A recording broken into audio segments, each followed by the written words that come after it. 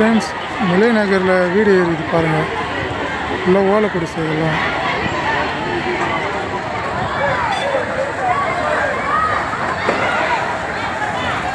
ஃபுல்லாக கேஸ் வெடிக்குது, கேஸ் உள்ளக்குது. இது ஓலை குடிசை ஃபுல்லாக. இது ஹவுசிங் புதுசாக ஹவுசிங் போடு.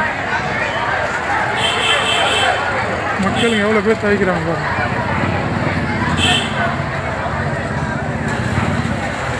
இன்னும் எரிஞ்சுருந்தாங்க, சரிங்களா? இன்னும் எரிஞ்சுருந்தாங்க இந்த இடத்துல. முல்லை நகர் பஸ் ஸ்டாண்ட், முல்லை நகர்